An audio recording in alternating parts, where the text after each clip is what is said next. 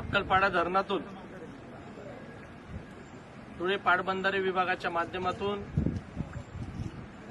अक्कलपाड्याच्या डाव्या आणि उजव्या कालव्याला पाणी सोडण्याचा हा कार्यक्रम इथं संपन्न झाला। भारतीय जनता पार्टी व महायुतीचे सर्व पदाधिकारी, नेते, कार्यकर्ते, बूथ प्रमुख, गावातील सन्मान्य नागरिक, प्रतिष्ठित लोक सर्व इथं उपस्थित होते। एल निनोच्या सावटामुळे महाराष्ट्र राज्यातला संबंध जलसाठे हे भविष्याचा विचार करून पाणी सोडण्याचं राज्य शासनाने बंदी केलेली होती, पण साक्री तालुक्याच्या वरती अतिशय मोठ्या प्रमाणामध्ये चांगला पाऊस झाल्या कारणाने अक्कलपाड्याचं धरण चांगल्या क्षमतेने भरले असल्या कारणाने नदीमध्ये सुद्धा विसर्ग झालेला आहे आणि अक्कलपाडाच्या डाव्या आणि उजव्या कालव्याला पाणी सोडण्याचा आज कार्यक्रम झाला।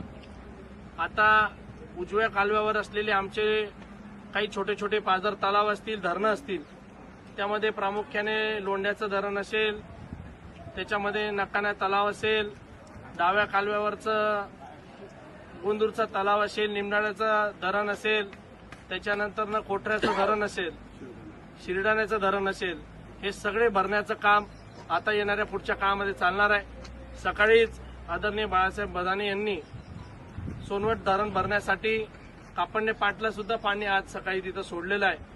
तिथून कापडणे पाट, कापडणे परिसराचे लोक आमच्या तामसवाडी आणि न्यावळचे 2 पाटचारे तिथून जातात। तिथं कवठ पाटचारीला सुद्धा पाणी आम्ही तिथं सोडलेलं आहे। मागच्या कार्यकाळामध्ये आम्ही तिथं दुरुस्ती करून घेतलेल्या होत्या व इतिहासामध्ये अनेक वर्ष मागणी असलेल्या 2 गावांची